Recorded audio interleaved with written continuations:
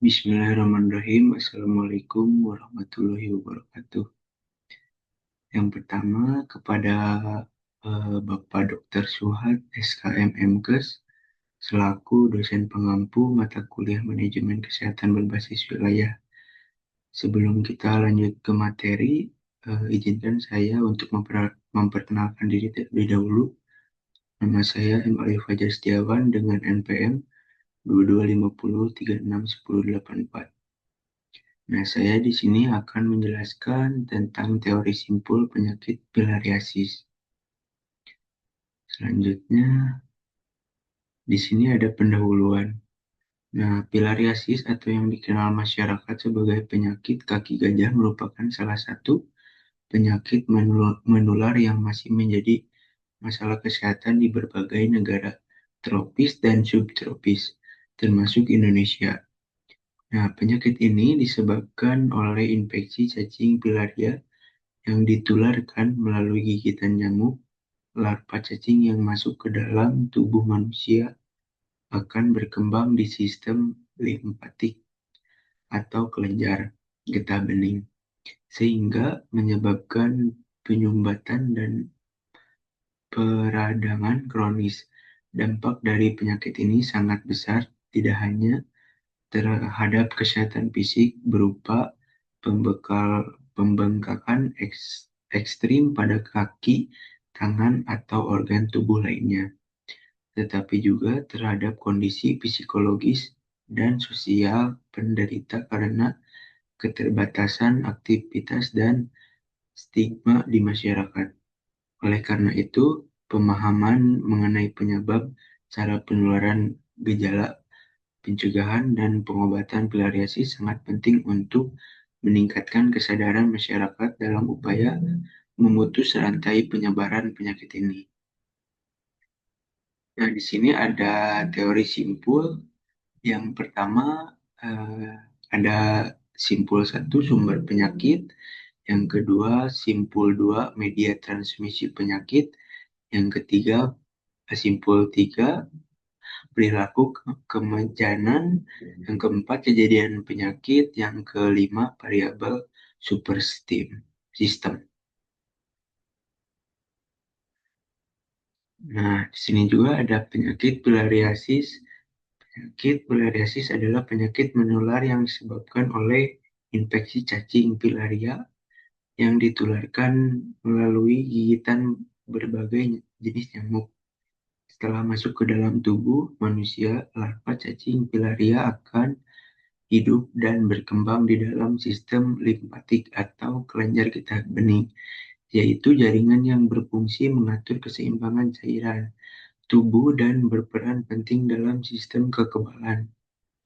Infeksi yang berlangsung dalam jangka waktu lama dapat menyebabkan penyumbatan pada saluran getah bening, sehingga menimbulkan pembengkakan kronis pada bagian tubuh tertentu seperti kaki, tangan, atau bahkan alat kelamin. Kondisi ini tidak hanya menyebabkan keterbatasan gerak dan rasa nyeri, tetapi juga mempengaruhi penampilan fisik penderita hingga menimbulkan dampak psikologis dan sosial.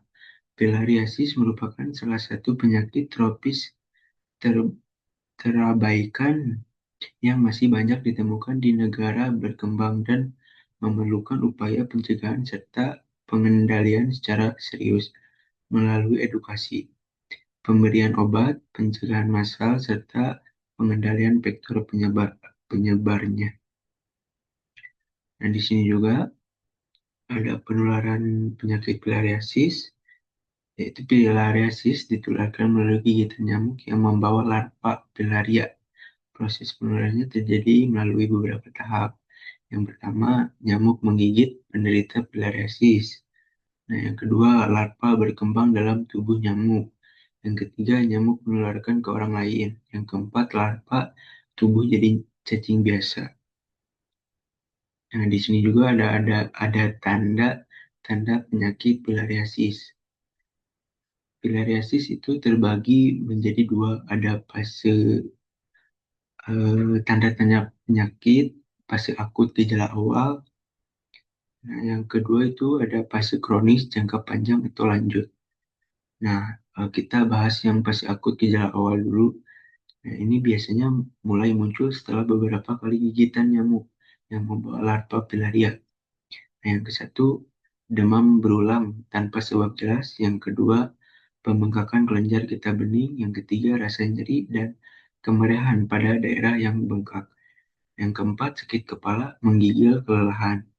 Yang kelima, peradangan pada saluran limfatik.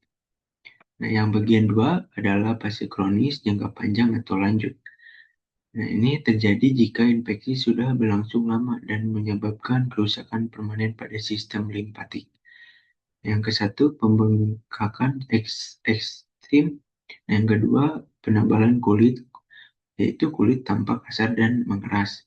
Yang ketiga, gangguan mobilitas atau sulit bergerak karena pembengkakan. Yang keempat, infeksi kulit berulang, kayak luka, bau, cairan, gitu. Yang kelima, hernia skrotum pada yaitu akan menimbulkan penyakit pada laki-laki jika pembengkakan terjadi pada area kelamin. Selanjutnya, di sini ada pencegahan yaitu, nah, yang ke satu, gambar ke satu itu menghindari gigitan nyamuk. Yang kedua, menjaga kebersihan. Yang ketiga, menghindari genangan air. Yang keempat, mengikuti program POPM filariasis. Nah, selanjutnya, nah di sini ada teori simpul penyakit filariasis. Simpul yang ke satu yaitu penyebab yang disebabkan oleh cacing filaria, eh, Burgia malayi dan Brugia timori. Nah, cacing hidup di sistem limfatik dan menyebabkan gangguan pada aliran getah bening. Yang kedua, simpul yaitu penularan atau yang kita sebut transmisi ya. Yang pertama yaitu ditularkan melalui gigitan nyamuk yang membawa larva pilaria. Yang kedua, vektor penular yaitu nyamuk culex, Aedes, Anopheles, dan Mansonia. Nah, yang ketiga, tidak menular langsung antar manusia tanpa perantara nyamuk. Yang ketiga, ada gejala. Yang ke, nah, gejala ini dibagi menjadi dua, yaitu akut dan kronis. Eh, Kalau akut akan menimbulkan demam berulang, pembengkakan kelenjar, getah bening, limfangitis. Yang kedua, kronis, pembengkakan ekstrim atau pengerasan kulit. Yang keempat, pencegahan. Yang ke satu, menghindari gigitan nyamuk. Yang kedua, menjaga kebersihan lingkungan. Yang ketiga, mengikuti POPM filariasis. Yang kelima, pengobatan. Pengobatan dengan kombinasi obat seperti DIC, terus albendazole. Sekian mungkin. Terima kasih kepada Bapak Suhad. Wabillahi taufiq walhidayah. Wassalamualaikum warahmatullahi wabarakatuh.